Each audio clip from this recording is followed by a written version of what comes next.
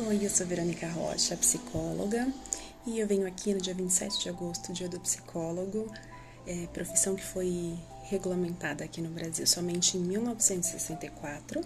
Então, se a gente olhar, é bem recente. Isso faz com que a gente ainda se depare com muita falta de conhecimento sobre a nossa prática.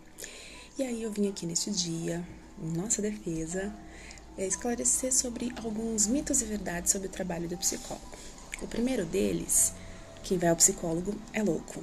E esse é um dos mais frequentes, né? E pela psicologia ter surgido num contexto para atender demandas que eram voltadas para desajustes sociais e mentais, fez essa atribuição, mas com o tempo, né, ao longo dos anos, isso foi mudando e deixou de ser uma prática simplesmente curativa e também passou a ser, né, de manutenção e prevenção.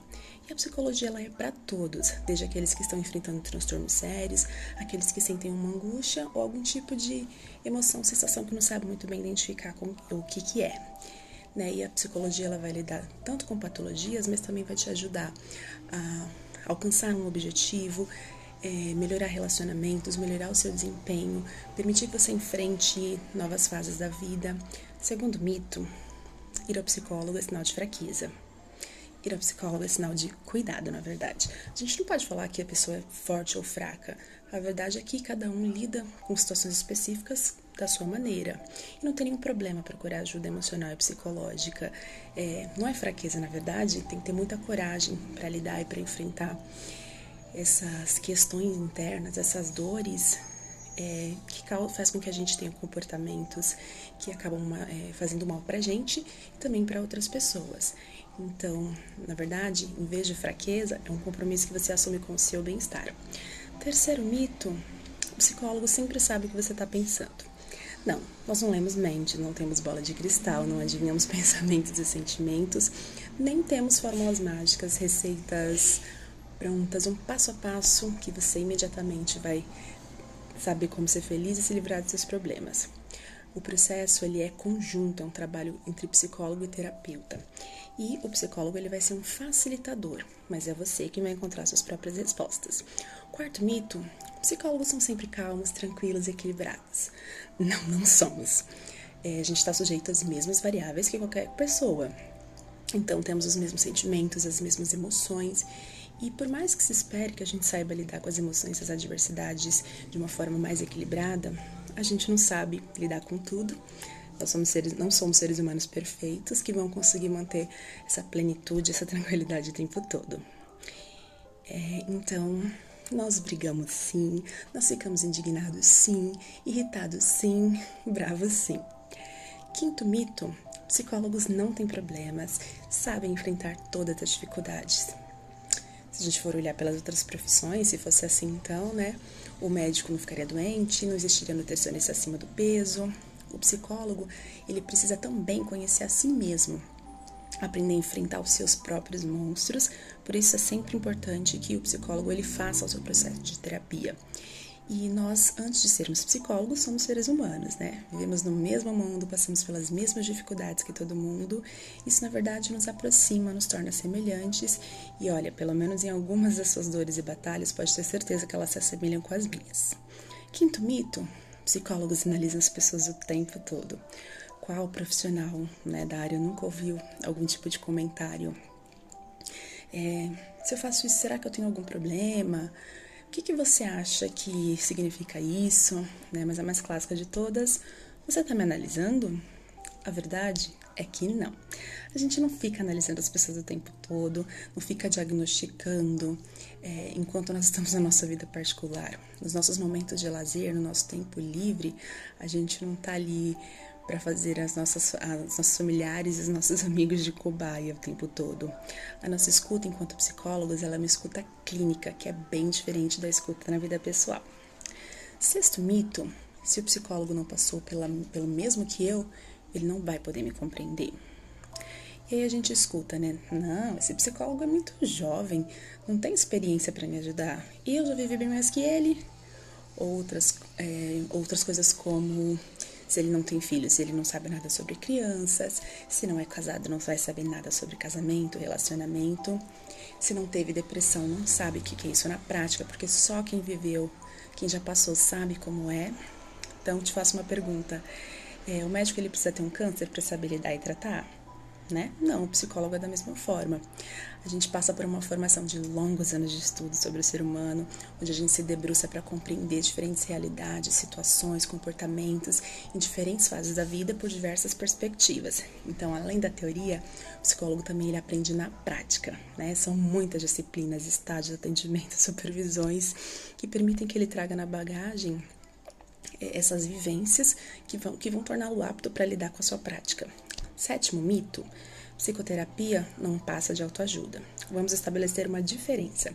A psicologia é uma ciência e parte do pressuposto que cada indivíduo é único e subjetivo.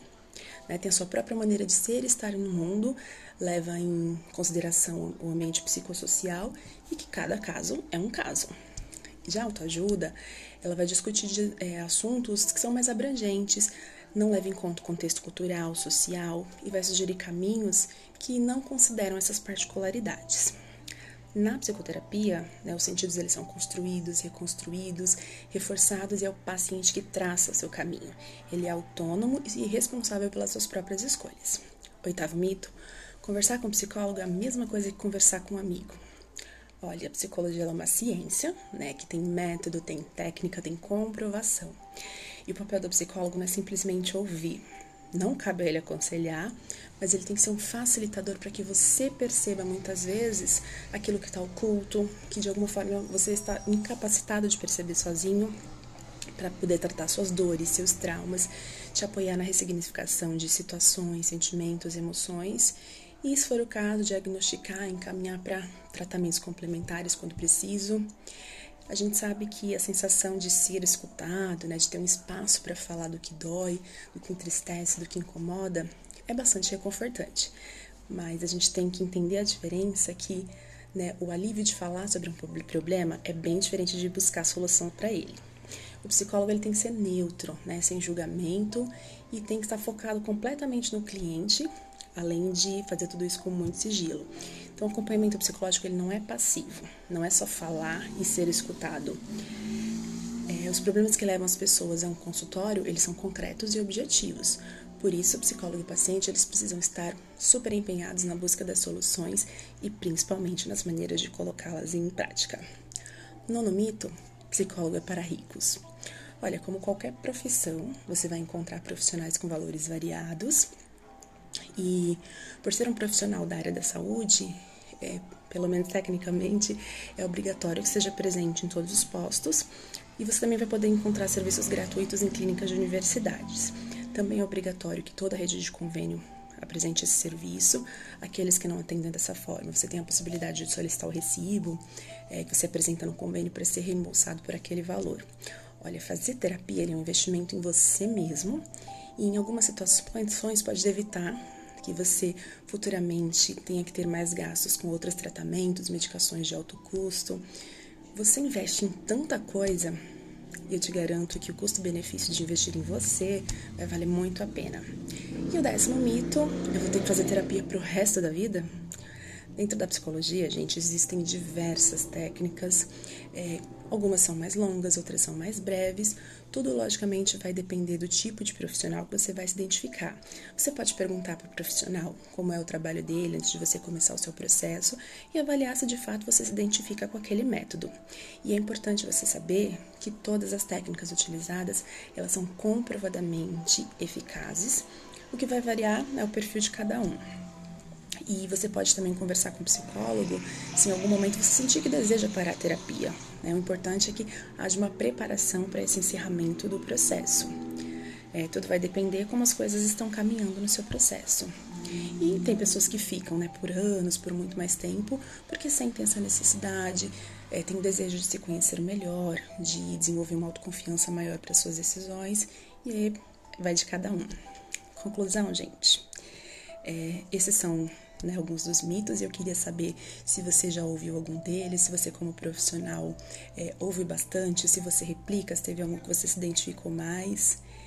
E eu quero saber, me conta aqui nos comentários. E para os meus colegas de jornada, eu desejo um excelente e feliz dia do psicólogo.